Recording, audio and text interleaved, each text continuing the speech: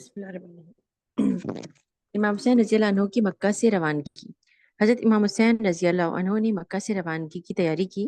جب سامان سفر درست ہو گیا اور مکہ میں یہ خبر مشہور ہوئی کہ حسین بن علی رضی اللہ عنہما کوفہ کو جانے والے ہیں، تو امام حسین رضی اللہ عنہ سے محبت اور ہمدردی رکھنے والوں نے آ کر ان کو اس ارادے سے باز رکھنا چاہا اور سمجھایا کہ آپ کا کوفہ کی طرف روانہ ہونا خطرے سے خالی نہیں۔ اول عبد الرحمن بن حارث رضی اللہ عنہ نے آ کر عرض کیا کہ آپ کوفہ کا عزم ترک کر دیں، کیونکہ وہاں عبید اللہ بن زیاد حاکم عراق موجود ہے۔ کوفہ والے لالچی لوگ ہیں، بہت ممکن ہے کہ جن لوگوں نے بلایا ہے وہی آپ کے خلاف لڑنے کے لیے میدان میں نکلیں۔ حضرت عبداللہ بن عمر رضی اللہ عنہما نے کہا کہ تم بیعت لینے اور امارت حاصل کرنے کے لیے باہر نہ جاؤ۔ حضور صلی اللہ علیہ وآلہ وسلم کو اللہ تعالیٰ نے دنیا اور آخرت میں سے ایک کے اختیار کرنے کی آزادی دی تھی۔ آپ نے آخرت کو اختیار کیا، تم بھی خاندان نبوت میں سے ہو۔ دنیا کی طلب نہ کرو، اپنے دامن کو دنیا کی علائش سے آلودہ نہ ہونے دو۔ یہ نصیحت کر کے عبداللہ بن عمر رضی اللہ عنہما رو پڑے۔ امام حسین رضی اللہ عنہ بھی رو پڑے، مگر انہوں نے عبداللہ بن عمر رضی اللہ عنہما کی رائے پر عمل کرنے سے مجبوراً عبداللہ بن عمر رضی اللہ عنہما رخصت ہو کر چلے گئے۔ پھر عبداللہ بن عباس رضی اللہ عنہ نے کہا کہ مکہ نہ چھوڑو اور بیت اللہ سے دوری اختیار نہ کرو۔ تمہارے والد محترم نے مکہ اور مدینہ کو چھوڑ کر کوفہ کو ترجیح دی تھی، مگر تم نے دیکھا کہ ان کے ساتھ کوفہ والوں نے کس قسم کا سلوک کیا، یہاں تک کہ ان کو شہید ہی کر کے چھوڑا۔ تمہارے بھائی حسن رضی اللہ عنہ کو بھی کوفیوں نے لوٹا، قتل کرنا چاہا، آخر زہر دے کر مار ہی ڈالا۔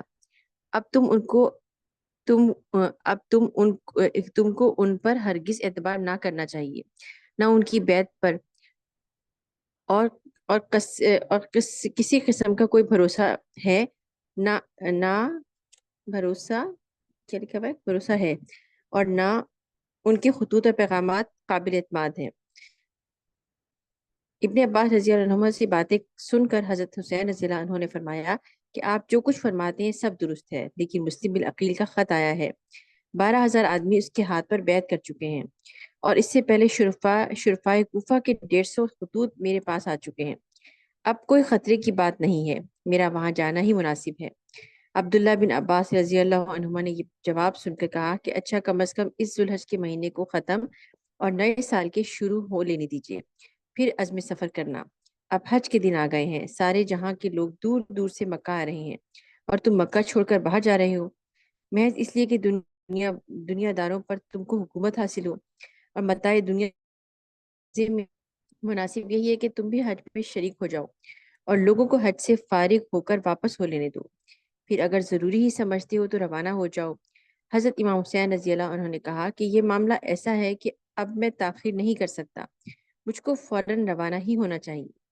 حضرت عبداللہ بن عباس رضی اللہ عنہما نے کہا کہ اچھا، اگر تم میرا کہنا نہیں مانتے تو کم از کم عورتوں اور بچوں کو تو ساتھ نہ لے کے جاؤ، کیونکہ کوفہ والوں کا کوئی اعتبار نہیں ہے۔ 12,000 شخص جبکہ تمہاری خلافت کے لیے بیعت کر چکے ہیں، تو ان کا فرض تھا کہ وہ اول یزید کے عامل کوفہ سے نکال دیتے،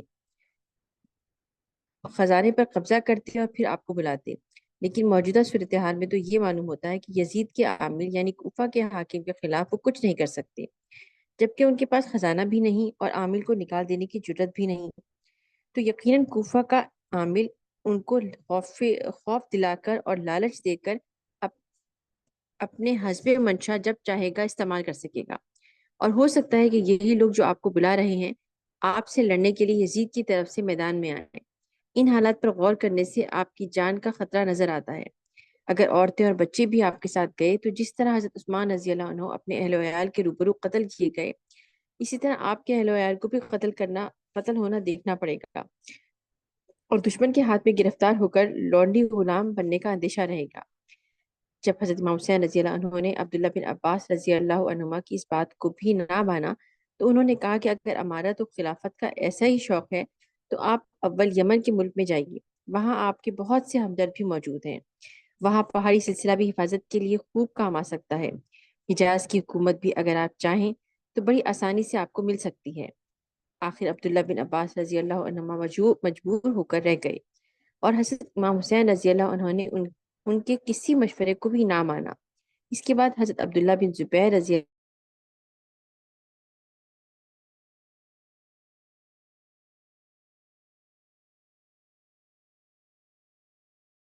مکہ میں مشہور ہوا ہے، میں بعض شخصوں سے یہ بھی سن رہا ہوں کہ عبداللہ بن زبیر اور حسین بن علی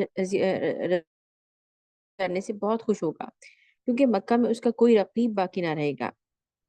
لہٰذا میں ان بدگمان لوگوں کو جھوٹا ثابت کرنے کے لیے آپ سے نہایت خلوص کے ساتھ عرض کرتا ہوں کہ آپ مکہ کی طرف حکومت قبول فرمائیے اور آپ اپنا ہاتھ بڑھائیں تاکہ میں آپ کے ہاتھ پر بیعت کروں اور آپ کے حکم کی تعمیر میں شمشیر زنی کے لیے میدان میں نکلوں۔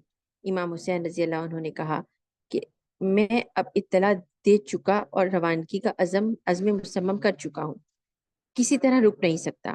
آخر 3 ماہ ذی الحج سن 60 ہجری بروز 2 امام حسین رضی اللہ عنہ مکہ سے مع اہل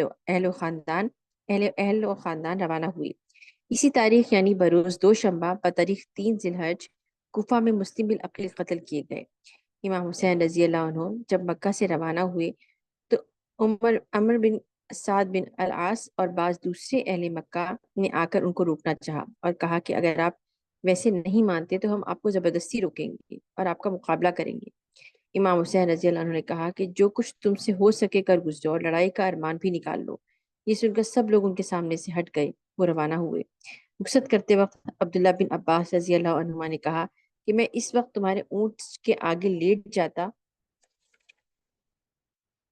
کہ وہ مجھ کو بغیر کچلے ہوئے آگے نہ بڑھ سکے، لیکن میں جانتا ہوں کہ نہ رکو گے اور عظمیت کوفہ سے باز نہ رہو گے۔ عظمیت کوفہ کیا مطلب؟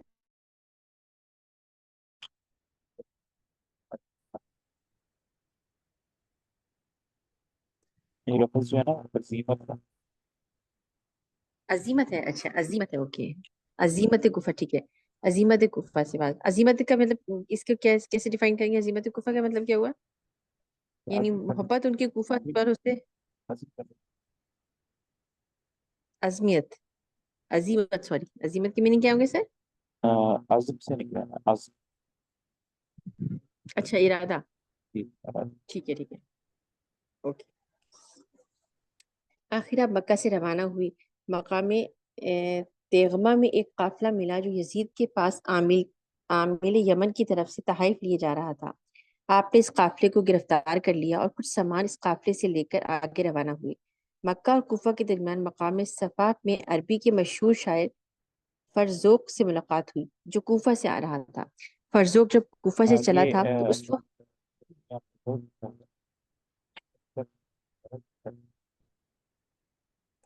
سر آپ کی آواز نہیں آ رہی، کیا بولا آپ نے، کیا کہا ہے؟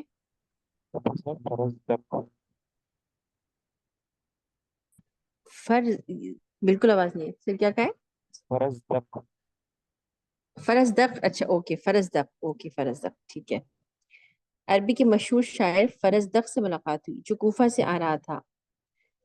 فرزدق نے جب کوفہ سے چلا تو اس وقت تک عبید اللہ بن زیاد کوفہ میں داخل نہ ہوا تھا۔ امام حسین رضی اللہ عنہ نے فرزدق سے کوفہ اور کوفیوں کا حال پوچھا تو اس نے کہا کہ اہل کوفہ تو آپ کے ساتھ ہیں، لیکن ان کی تلواریں آپ کی حمایت میں نہیں ہو سکتی۔ کچھ دور آگے بڑھے تھے کچھ دور آگے بڑھے تھے کہ عبداللہ بن جعفر رضی اللہ عنہ کا خط جو انہوں نے مدینہ سے اپنے بیٹے اون اور محمد کے ہاتھ روانہ کیا تھا پہنچا۔ عبداللہ بن جعفر رضی اللہ عنہ نے لکھا تھا کہ میں آپ کو اللہ کا واسطہ دے کر عرض کرتا ہوں کہ کوفہ کے ارادے سے باز رہیے اور مدینہ میں آ جائیے۔ مجھ کو اندیشہ ہے کہ آپ قتل نہ ہو جائیں، اللہ کے لیے آپ اس معاملے میں جلدی نہ کریں۔ ساتھ ہی مدینہ کے والی کا خط بھی انہی قاصدوں نے لکھا، اس میں لکھا تھا کہ آپ مدینہ میں آ کر رہنا چاہیں تو آپ کو امان ہے، مگر امام حسین رضی اللہ عنہ نے واپسی سے قطعاً انکار کیا۔ محمد اور اون کو بھی اپنے ہمراہ لے لیا اور اپنے دلیل راہ سے جو بصرہ کا ایک شخص تھا کہا کہ جس قدر جلد ممکن ہو ہم کو کوفہ میں پہنچاؤ تاکہ ہم عبید اللہ بن زیاد کے پہنچنے سے پہلے کوفہ میں داخل ہو جائیں، وہاں لوگ ہمارے سخت منتظر ہوں گے۔ اتفاقاً اسی روز عبید اللہ بن زیاد کے پاس یزید کا خط پہنچا تھا کہ اپنی حفاظت کرو، اور چونکہ امام حسین رضی اللہ عنہ مکہ سے روانہ ہو چکے ہیں لہٰذا ہر ایک راستے پر فوجیں متعین کر دو کہ ان کو کوفہ تک پہنچنے نہ دیا جائے۔ امام حسین اپنے دل میں یہ خیال کرتے ہوئے جا رہے تھے کہ مسلم العقیل کے ہاتھ پر ہر روز لوگ بیعت کرتے ہوں گے اور اب جماعت بہت زیادہ ہو چکی ہوگی، لیکن کوفہ میں عبید اللہ بن زیاد ان کی گرفتاری اور قتل کے لیے فوجیں نامزد کر رہا تھا۔ اور چند منزلیں طے کرنے کے بعد عبداللہ بن مطیع سے ملاقات ہوئی۔ انہوں نے حضرت امام حسین رضی اللہ عنہ کے ارادے سے واقف ہو کر نہایت اصرار کے ساتھ روکا اور مکہ کی طرف واپس چلنے کے لیے قسمیں دلائیں۔ پھر ان کو سمجھایا کہ آپ عراقیوں کے فریب میں نہ آئیں۔ اگر آپ بنو امیہ سے خلافت چھیننے کی کوشش کریں گے تو وہ آپ کو ضرور قتل کر دیں گے، اور ہر ایک ہاشمی، ہر ایک عرب اور ہر ایک مسلمان کے قتل پر دلیر ہو کر جائیں گے۔ آپ اپنے آپ کو ہلاکت میں ڈال کر اسلام، عرب اور قریش کی حرمت کو نہ مٹائیں۔ مگر امام حسین پر ان کی بات کا کوئی اثر نہ ہوا۔ وہ بدستور کوفہ کی جانب سرگرم سفر رہے۔ مقام حاجر سے آپ نے قیس بن مسحر کے ہاتھ اہل کوفہ کے پاس ایک خط بھیجا کہ ہم قریب پہنچ گئے ہیں، ہمارے منتظر رہو۔ قیس قادسیہ میں پہنچے تھے کہ لشکر ابن زیاد کے ہاتھ میں گرفتار ہو گئے۔ ابن زیاد کے روبرو معاہ خط پیش کیے گئے۔ اس نے قصے عمارت سے چھت پر چڑھا کر اوپر سے گرا دیا اور قیس گرتے ہی فوت ہو گئے۔ پھر اگلی منزل سے اپنے رضائی بھائی عبداللہ بن یقطر کو اسی طرح خط دے کر بھیجا۔ وہ بھی اسی طرح گرفتار ہو کر اسی طرح قصر عمارات سے گرا کر قتل کر دیے گئے۔ یہ قافلہ جب مقام ثعلبہ میں پہنچا تو معلوم ہوا کہ مسلم بن عقیل کوفہ میں قتل کر دیے گئے، اور اب کوئی متنفس کوفہ میں امام حسین رضی اللہ عنہ کا حمایتی نہیں ہے۔ اس خبر کے سننے سے تمام قافلے پر مایوسی چھا گئی اور واپسی کا ارادہ ہوا، کیونکہ کوفہ کی جانب جانے میں قوی احتمال تھا کہ جو سلوک مسلم کے ساتھ ہوا ہے وہی اس قافلے کے ساتھ ہوگا۔ یہ سن کر مسلم بن عقیل کے بیٹوں نے کہا کہ ہم کو ہرگز واپس نہیں ہونا چاہیے، اب تو ہم مسلم کا قصاص لیں گے ورنہ انہی کی طرح جان دے دیں گے۔ دوسرا یہ کہ حسین بن علی رضی اللہ عنہ مسلم بن عقیل کی طرح نہیں ہے، ان کو جب کوفہ والے دیکھیں گے تو ضرور ان کے شریک حال ہو جائیں گے اور ابن زیاد کو گرفتار کر لیں گے۔ اس قافلے میں کئی سو آدمی شامل تھے اور راستے میں لوگ شامل ہو کر اس کی تعداد بڑھا رہے تھے۔ لیکن سلبہ میں اس خبر کو سن کر جب قافلہ آگے بڑھا تو دوسرے قبائل کے لوگ بتدریج جدا ہونے شروع ہوئے، یہاں تک کہ خاص اپنے خاندان اور قبیلے کے لوگ باقی رہ گئے، جن کی تعداد 70-80 کے قریب بیان کی جاتی ہے۔ بعض روایتوں میں 250 کے قریب بیان کی جاتی ہے۔ حادثہ کربلا۔ عبید اللہ بن زیاد نے عمر بن سعد ابی وقاص کو رئی کی حکومت پر نامزد کیا اور فی الحال 4000 فوج دے کر مامور کیا۔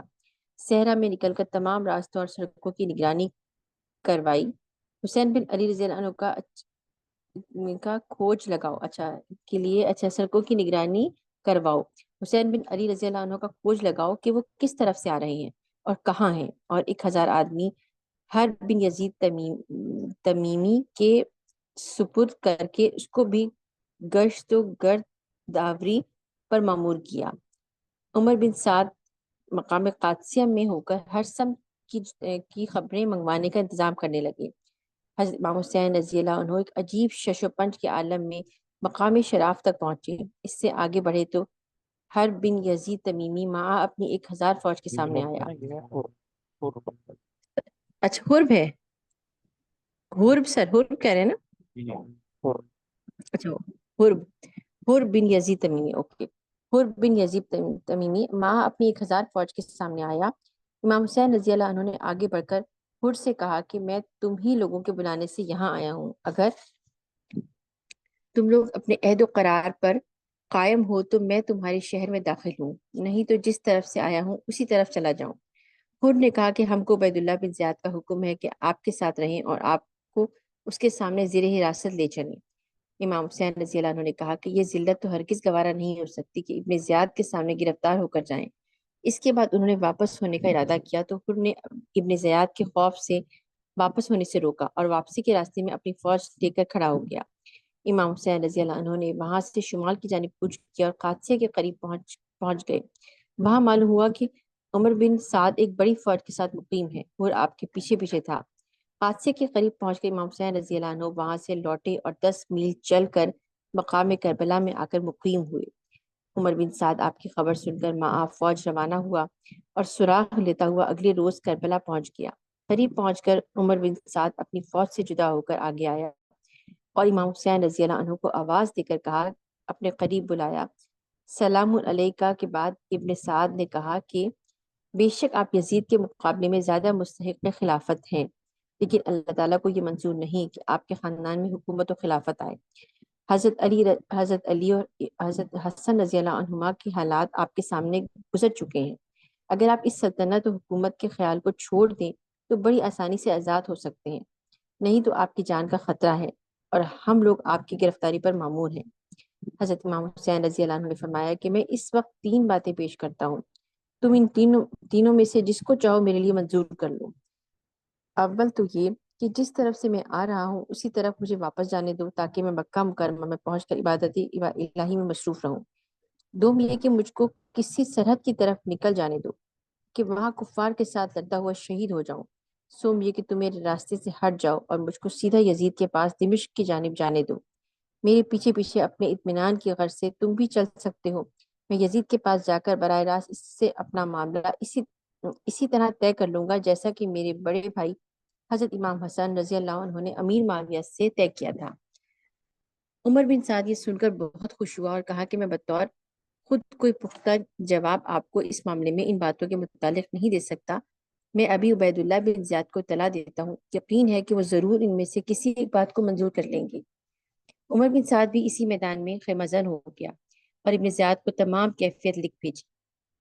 2 محرم سن 60 ہجری کربلا میں عمر بن سعد امام حسین رضی اللہ عنہ کے پیچھے پہنچنے سے اگلے دن جا کر مقیم ہوا تھا، اور اس نے کہا کہ امام حسین رضی اللہ عنہ نے وہ بات پیش کی ہے جس سے فتنے کا دروازہ بالکل بند ہو جائے گا اور وہ یزید کے پاس جا کر بیعت کر لیں گے تو پھر کوئی خطرہ باقی نہ رہے گا۔ لیکن شمر ذی الجوش اس وقت اس کے پاس موجود تھا۔ اس نے کہا کہ اے امیر، اس وقت تجھ کو موقع حاصل ہے کہ تو امام حسین رضی اللہ عنہ کو بلا تکلف قتل کر دے، تجھ پر کوئی الزام عائد نہ ہوگا۔ لیکن اگر امام حسین رضی اللہ عنہ یزید کے پاس چلے گئے تو پھر ان کے مقابلے میں تیری کوئی عزت و قدر باقی نہ رہے گی اور وہ تجھ سے زیادہ مرتبہ حاصل کر لیں گے۔ یہ سن کر ابن زیاد نے عمر بن سعد کو جواب میں لکھا کہ یہ تینوں باتیں کسی طرح منظور نہیں ہو سکتی، ہاں صرف ایک صورت قابل پذیرائی ہے، وہ یہ کہ امام حسین اپنے آپ کو ہمارے سپرد کر دیں اور یزید کی بیعت نیابتاً اول میرے ہاتھ پر کر لیں، پھر میں ان کو یزید کے پاس اپنے اہتمام سے روانہ کروں گا۔ اس جواب کے آنے پر عمر بن سعد نے حضرت امام حسین رضی اللہ عنہ کو اطلاع دی اور کہا کہ میں مجبور ہوں، ابن زیاد خلافت یزید کی بیعت اول اپنے ہاتھ پر چاہتا ہے اور کسی دوسری بات کو منظور نہیں کرتا۔ امام حسین رضی اللہ عنہ نے کہا کہ اس سے تو مر جانا بہتر ہے کہ میں ابن زیاد کے ہاتھ پر بیعت کروں۔ ابن سعد اس کوشش میں مصروف تھا کہ کسی طرح کچھ تو خون نہ ہو، یا تو امام حسین رضی اللہ عنہ ہی ابن زیاد کی شرط کو مان لیں یا پھر ابن زیاد امام حسین رضی اللہ عنہ کی منشا کے موافق ان کو جانے کی اجازت دے دے۔ اسی خط و کتابت اور انکار و استار میں 1 ہفتے تک امام حسین رضی اللہ عنہ اور ابن سعد دونوں اپنے اپنے ہمراہیوں کے ساتھ مل کر کربلا کے میدان میں خیمہ زن رہے۔ امام حسین رضی اللہ عنہ صفوں کو درست کرتے، ابن زیاد کے پاس یہ خبر جب پہنچی تو اس کو فکر پیدا ہوئی کہ کہیں ابن سعد امام حسین رضی اللہ عنہ سے سازش نہ کر لے۔ اس نے فوراً ایک شوبدار جویرہ بن تمیمی کو بلایا اور سعد کے نام ایک خط لکھ کر دیا کہ میں نے تم کو حسین بن علی رضی اللہ عنہ کی گرفتاری پر مامور کیا تھا، تمہارا فرض تھا کہ ان کو گرفتار کر کے میرے پاس لاتے، یا گرفتار نہ کر سکتے تو ان کا سر کاٹ کر لاتے۔ میں نے تم کو یہ حکم نہیں دیا تھا کہ تم ان کی مصاحبت اختیار کر کے دوستانہ تعلق بڑھاؤ۔ اب تمہارے لیے بہتری یہی ہے کہ فوراً بلا تعامل اس خط کو پڑھتے ہی یا تو حسین بن علی رضی اللہ عنہ کو میرے پاس لاؤ، ورنہ جنگ کر کے ان کا سر کاٹ کر بھیجو۔ اگر ذرا بھی تعامل تم سے سرزد ہوا تو میں نے اپنے سرہنگ کو جو یہ خط لے کر آ رہا ہے حکم دیا ہے کہ وہ تم کو گرفتار کر کے میرے پاس پہنچائے اور لشکر وہیں مقیم رہ کر دوسرے سردار کا منتظر رہے جس کو میں تمہاری جگہ معمور کر کے بھیجوں گا۔ جویرہ یہ خط لے کر جمعرات کے دن 9 محرم الحرام سن 61 ہجری کو ابن سعد کے پاس پہنچا۔ ابن سعد اس وقت اپنے خیمے میں بیٹھا ہوا تھا، خط کو پڑھتے ہی کھڑا ہو گیا اور گھوڑے پر سوار ہو کر لشکر کو تیاری کا حکم دیا، اور جویرہ بن بدر سے کہا کہ تم گواہ رہنا کہ میں نے امیر کا حکم پڑھتے ہی اس کی تعمیل کی ہے۔ پھر صفوف جنگ آراستہ کر کے جویرہ کو ہمراہ لے کر آگے بڑھا اور امام حسین رضی اللہ عنہ کو سامنے بلا کر کہا کہ امیر ابن زیاد کا یہ حکم آیا ہے کہ میں اس کی تعمیر میں ذرا بھی دیر کروں گا تو یہ قاصد موجود ہے جس کو حکم دیا گیا ہے کہ فوراً مجھ کو قید کر لے گا۔ امام حسین رضی اللہ عنہ نے کہا کہ مجھ کو کل تک کے لیے سوچنے کی مہلت دو۔ ابن سعد نے جویرہ کی طرف دیکھا کہ اس نے کہا کہ کل کچھ دور نہیں، اتنی مہلت دے دینی چاہیے۔ ابن سعد میدان سے واپس آیا اور فوج کو حکم دیا کہ کمر کھول دو، آج کوئی لڑائی نہ ہوگی۔ عبید اللہ بن زیاد نے جویرہ بن بدر کے ہاتھ یہ حکم روانہ کرنے کے بعد سوچا کہ اگر ابن سعد نے سستی کی اور جویرہ نے اس کو قید کر لیا تو فوج بغیر افسر کے رہ کر منتشر ہو جائے گی اور ممکن ہے کہ امام حسین رضی اللہ عنہ ہی سے جا ملے۔ اس صورت میں ضرور دقت و پریشانی کا سامنا ہوگا اور امام حسین رضی اللہ عنہ کو موقع مل جائے گا کہ وہ مکہ کی طرف فرار ہو جائیں اور قابو میں آئے ہوئے نکل جائیں گے۔ چنانچہ اس نے فوراً شمر ذی الجوش کو بلایا اور کہا کہ میں جبیرہ کو بھیج چکا ہوں اور اس کو حکم دے دیا ہے کہ اگر ابن سعد لڑائی میں تعامل کرے تو اس کو گرفتار کر کے لے آئے۔ ابن سعد کی طرف سے مجھ کو منافقت کا شبہ ہے۔ اگر جبیرہ نے ابن سعد کو گرفتار کر لیا تو فوج جو میدان میں پڑی ہوئی ہے سب آوارہ اور ضائع ہو جائے گی۔ میں تجھ سے بہتر اس کام کے لیے دوسرا شخص نہیں پاتا۔ تو فوراً میدان کربلا کی طرف جا اور اگر ابن سعد کو گرفتار کر چکا ہو تو فوج کی کمان اپنے ہاتھ میں لے لی اور امام حسین رضی اللہ عنہ سے لڑ کر ان کا سر کاٹ لا۔ اگر ابن سعد کو گرفتار نہ ہوا ہو اور لڑائی میں تعامل کر رہا ہو تو فوراً جاتے ہی لڑائی چھیڑ دی اور کام کو جلد ختم کر۔ شمر ذی جوش نے کہا کہ میری ایک شرط ہے، وہ یہ کہ آپ کو معلوم ہے کہ میری بہن ام البنین بنت حرام حضرت علی رضی اللہ عنہ کی بیوی تھی، جس کے بطن سے حضرت علی رضی اللہ عنہ کے 4 بیٹے عبید اللہ، جعفر، عثمان اور عباس پیدا ہوئے۔ میری یہ چاروں بانجے بھی اپنے بھائی حسین رضی اللہ عنہ کے ہمراہ میدان کربلا میں موجود ہیں۔ آپ ان چاروں کی جان کی امان دے دیں۔ عبید اللہ بن زیاد نے اسی وقت کاغذ منگوا کر چاروں کے لیے امان نامہ لکھ کر مہر لگا کر شمر ذی الجوش کے سپرد کیا اور اسی وقت اس کو رخصت کر دیا۔ جویرہ رات کے وقت روانہ ہوا تو جمعرات کے دن صبح لشکر ایک گاہ کربلا میں پہنچ گیا۔ شمر صبح کے وقت روانہ ہوا اور عصر کے وقت پہنچا۔ شمر کے آنے پر تمام کیفیت جو پیش آئی تھی سنا دی۔ شمر نے کہا میں تو ایک لمحے کی بھی مہلت نہ دوں گا، یا تو اسی وقت لڑائی کے لیے مستعد ہو جاؤ ورنہ لشکر میرے سپرد کر دو۔ ابن سعد اسی وقت سوار ہوا اور شمر کو اپنے ہمراہ لے کر امام حسین رضی اللہ عنہ کے پاس آیا اور کہا کہ عبید اللہ بن زیاد نے دوسرا قاصد بھیجا ہے اور مہلت آپ کو بالکل دینا نہیں چاہتا۔ حضرت امام حسین رضی اللہ عنہ نے کہا کہ سبحان اللہ، اب مہلت کے دینے یا نہ دینے کی کیا ضرورت ہے؟ آفتاب تو غروب ہو رہا ہے، کیا رات کے وقت بھی تم لوگ جنگ کو کل کے لیے ملتوی نہ رکھ سکو گے؟ یہ سن کر شمر ذی الجوش نے بھی کل صبح تک کا انتظار مناسب سمجھا اور دونوں اپنے لشکر گاہ کو واپس چلے آئے۔ آج کے دن کا پانی کہا اوکے